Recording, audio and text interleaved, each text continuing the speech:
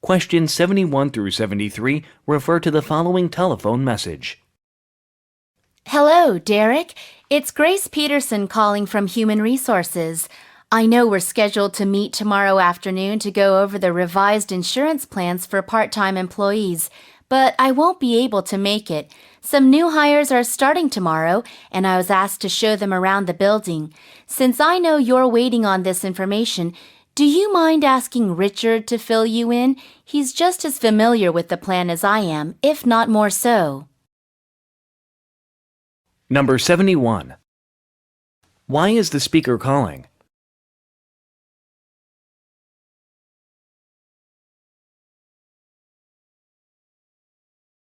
Number 72.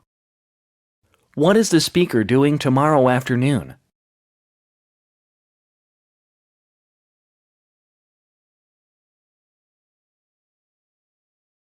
Number 73. What does the speaker suggest that the listener do?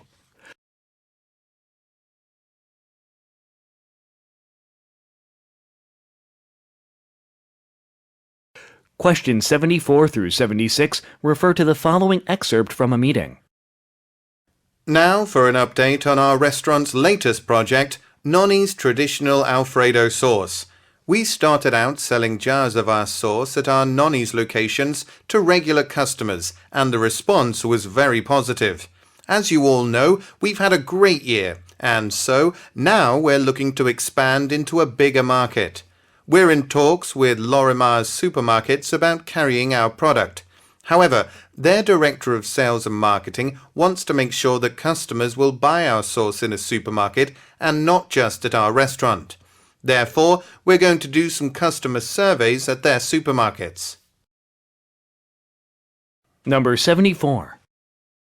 What type of business does the speaker work for?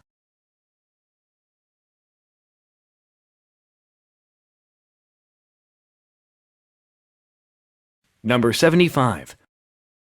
What business plan is the speaker discussing?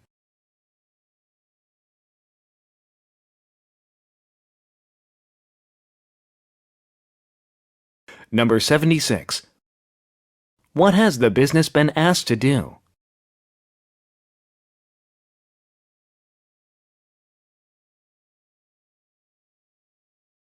Questions 77 through 79 refer to the following excerpt from a workshop. Welcome to today's seminar on interviewing for a new job. My name is Paul Reeves, and I have over 25 years of experience as a career consultant and author. During this time, I've helped thousands of professionals just like you to score their dream jobs. At the end of the day, you'll receive a complimentary copy of my latest book, Landing Your Dream Job, which has a lot of tips that reinforce what we'll be doing here today. Okay, let's kick off the seminar by filling out a self-assessment questionnaire to help you identify your strengths and weaknesses as a job candidate. Number 77. What is the workshop mainly about?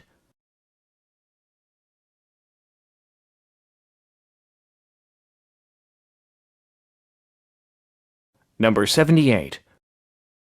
What will the speaker give the listeners?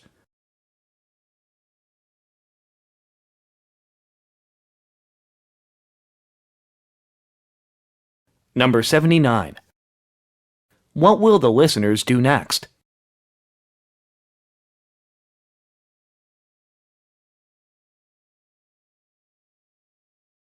Questions 80 through 82 refer to the following talk. I appreciate your attendance at today's staff meeting. First, I'd like to inform you of a change the hospital is introducing to our patients' wristbands. Currently, all patients receive a wristband with their name and birth date when they are admitted to the hospital. But starting next week, all wristbands will also have barcodes on them. These barcodes will be scanned every time a medical professional interacts with a patient. By doing this, we can more easily track patient care since the time and date of our interactions will go into the patient's electronic file. So now, I'm going to distribute scanners to all of you so you can practice scanning some sample wristbands. Number 80. Where do the listeners work?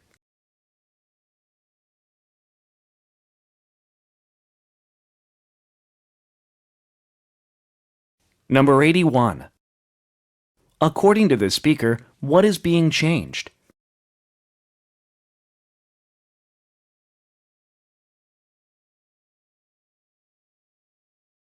Number 82. What will the listeners do next?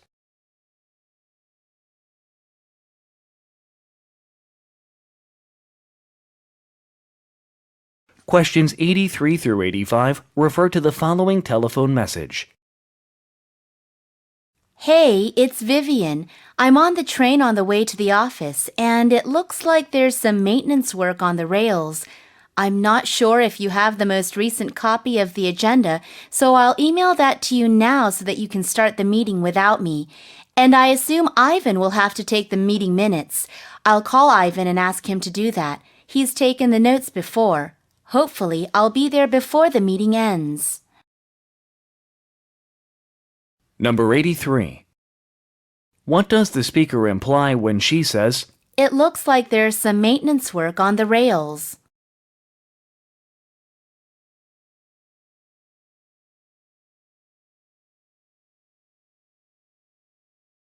Number 84.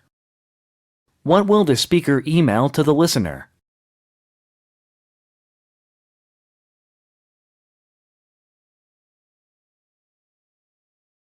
Number 85.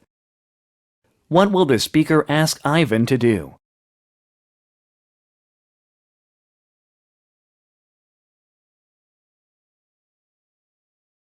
Questions 86 through 88 refer to the following excerpt from a meeting. Is everyone here? Okay, great. So let's begin. This morning I'd like to continue planning for our upcoming technology industry conference. The call for presentation proposals went out almost 4 months ago, and so far we've received only 26 submissions. Now, this is disappointing because it's good to get a lot of submissions to choose from. But keep in mind, the deadline for submitting proposals isn't until next week. In the meantime, I'd like to put together a team to design an exit survey for participants to fill out at the end of the conference. If you'd like to be a part of that group, let me know as soon as this meeting is over. Number 86. Who most likely are the listeners?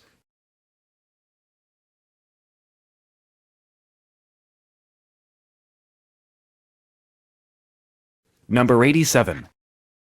What does the speaker imply when he says, The deadline for submitting proposals isn't until next week.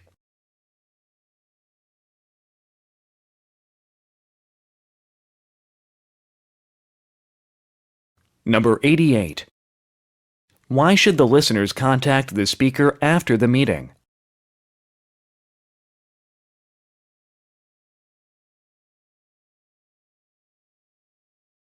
Questions 89 through 91 refer to the following advertisement. Are you looking for an environmentally friendly mobile phone charger? Astral Tech has one that is convenient to use as well. The Sun King solar charger is basically a solar panel and a battery, which means it can hold a charge and does not need to be in the sunlight to power your phone. Think of it as an extra battery that works at any time of year, outdoors or indoors. Check out our customer reviews on our website today. Number 89. What is being advertised?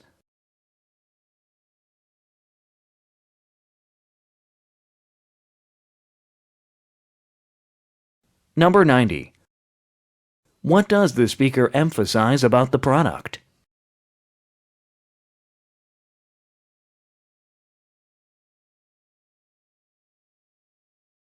Number 91. Why should the listeners visit a website?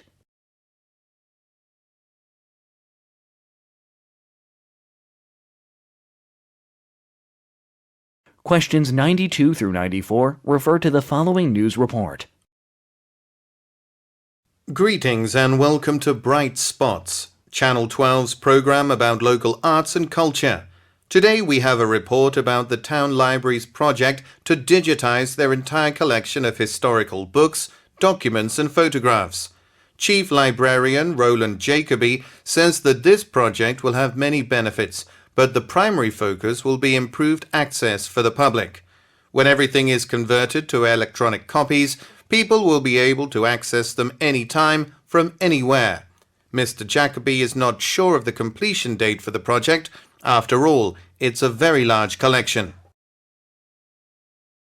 Number 92. What institution is this speaker reporting on?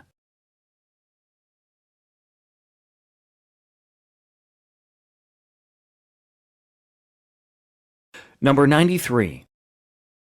According to the speaker, what benefit will the project provide to the public?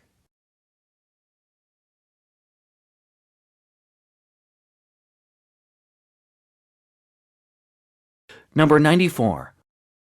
What does the speaker imply when he says, It's a very large collection?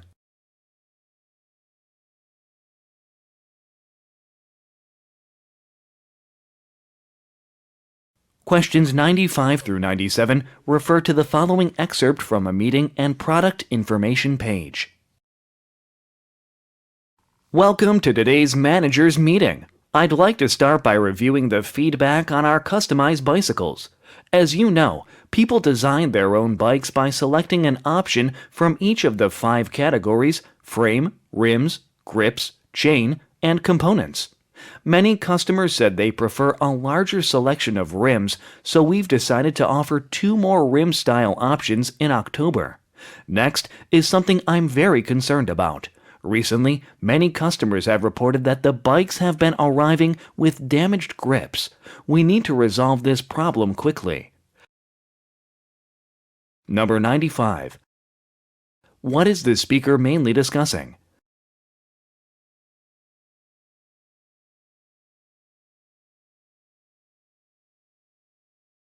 Number 96. Look at the graphic. Which option quantity will increase in October?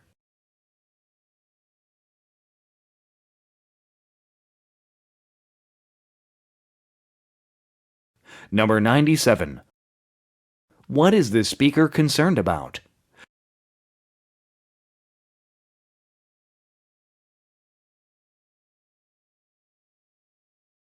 Questions 98 through 100 refer to the following telephone message and map. Hi, it's Dave from Grossman Properties. I found a really good location for your new clothing store. It was just listed for sale downtown directly across the street from Swindon Park. It should bring you a lot of customers, especially now that the post office has extended hours on the weekends and there is more foot traffic than ever. I spoke with the owner and she said a lot of other people are interested in the property. It's a little expensive and I know you hadn't planned on spending that much money, but the location is so good that I think it's worth the increased cost. Let me know what you think. Number 98. Who most likely is the speaker?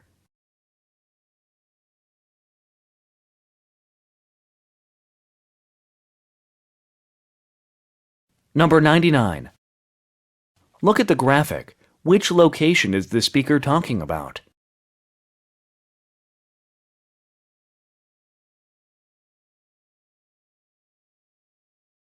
Number 100.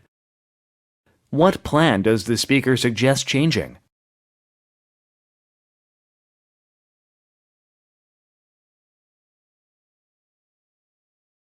This is the end of the listening test.